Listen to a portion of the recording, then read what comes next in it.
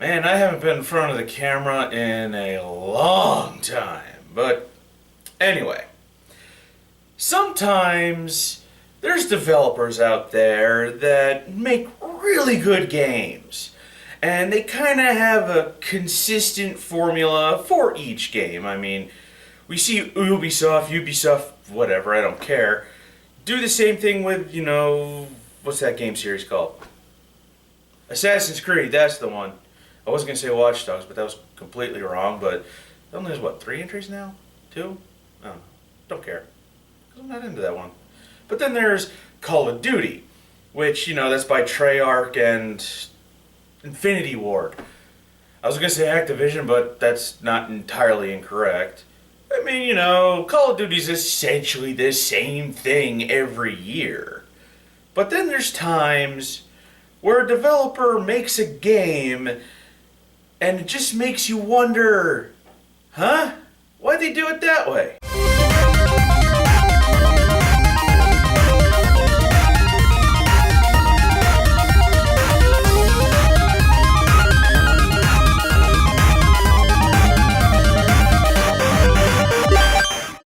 Astral Chain is the newest game and intellectual property from probably one of my favorite developers, Platinum Games. Although my real experience with them is Bayonetta and Bayonetta 2. I did have Anarchy Reigns, but I don't think I played more than 45 minutes of that one. And I do have Nier Automata, but I haven't played that one yet, and I don't know why.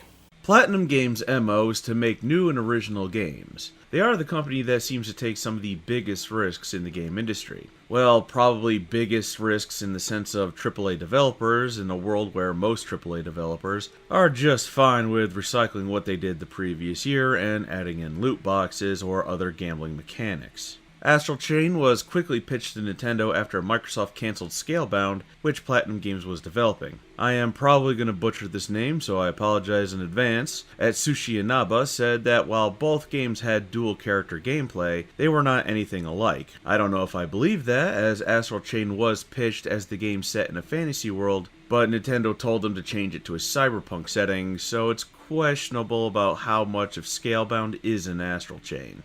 I really like how this game looks. It's very anime-like and really sells that cyberpunk theme with the vibrant blues and reds. They advertise a character creation, but it's rather limited. The face and body shape are the same, and you can only change the hairstyle and color, eye color, and skin and lip color. You can change the outfit the characters wear, but it's not really your character. The music is very epic and very anime-like, which sets the entire presentation they were going for. The way the camera is animated and certain angles that are very cliche in your action anime, it's really good eye candy. I enjoyed the voice acting, but I don't get why the character you choose doesn't talk, only making grunts, screams, and gasps, which the other character you didn't choose is fully voice acted. It's a weird choice to have the player character not talk. Astral Chain is an action game where you control a main character and a weapon called a Legion that is tethered to you, and the controls are weird.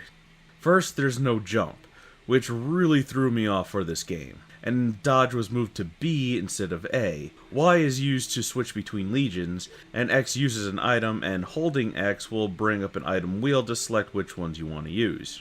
Combat is different from anything you'd probably be used to from Platinum Games. ZR attacks, and the Legion will attack automatically when it's close enough to an enemy when it's out. ZL will send out the Legion or pull it back if it's already out.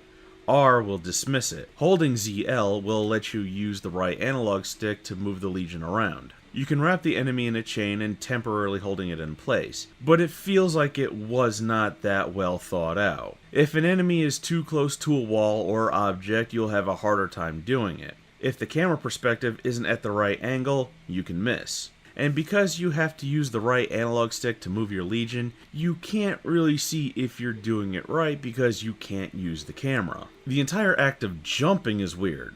First you have to get the ability, and then you use ZL and the analog stick to have the Legion hover over to an area that you want to go to. Then you press a button and it pulls you over to it. Now, I think that if you complicate the simple act of jumping, you've done goofed. You have to stop moving, move the Legion over a gap, and then have it pull you to where it is. It makes platforming sections a chore than anything else. There's times where I was at the edge of a platform and slid off with no input on my end. So it might be due to a pill collider issue, which is the same issue that the Crash Insane trilogy suffered from when it came to some of the game's unforgiving jumps. But there are times where the Legion will pull you off the ledge and into a bottomless pit, resulting in health loss.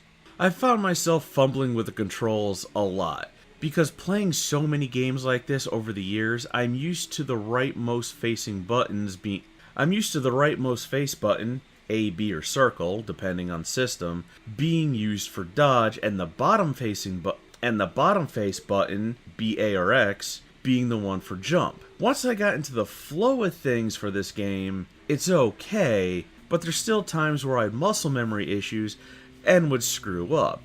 So my issue isn't skill, it's muscle memory. And while I may have had this issue and you didn't, that unfortunately doesn't help me. But I still think that the simple act of jumping wasn't done right here. The story is also very anime-like. Like each chapter or file is presented in an anime way. The only thing missing is the intro playing before each one. The story isn't that interesting either. It feels lifted from Neon Genesis Evangelion, or however it's pronounced. I've heard it multiple ways, so don't bother correcting me in the comments because I simply don't care. There was an event that nearly wiped out humanity. In Ava, it is the second impact. In this game, it's the Chimera invasion. Ava has Tokyo 3 for the city. There's the Arc and Astral Chain. Ava has Nerve, which is run by Gendo. Astral Chain has Neuron, run by a wannabe Gendo. Ava has Avas to fight angels. Astral Chain has legions to fight chimeras. Shinji lost his mother prior to the series. The twins in Astral Chain lost their parents when the chimeras invaded. The character that you don't choose is angsty because they lost their father in Legion and wants to prove that they don't need a legion to fight chimeras or something, I don't know. If you watched Ava or any giant robot anime that humanity is nearly wiped out due to a cataclysm, you know exactly where this story is going to go. And sometimes the game will slow to a crawl, and that's usually because of the police work that you'll have to do. You'll question people and find clues, then you're questioned about the clues to come to a conclusion of what happened. You're basically putting together a profile of a chimera from eyewitness reports. And this aspect does not feel very fleshed out, as you could get more clues than questions, and if you get the questions that you're asked wrong, the game will just answer it for you just to keep things moving along. I don't really like this aspect of the game. Sure, you could use your Legion to help solve these clues and hunting for puzzles and whatever. But the one that really put me off was from File 3, which is the second mission, as there's like 10 clues you have to find, and you're only asked 3 questions, and how this case begins has absolutely no bearing on how it ends. Especially when the answer was, it's a chimera. Use your Legion to follow its trail, and then go to the astral plane to fight it. The game runs at 30 frames per second, and there's slowdown when a bunch of stuff is on screen. And I don't know if it runs at a lower frame rate when in handheld mode. I think it does because it feels like it goes from 30 to 24.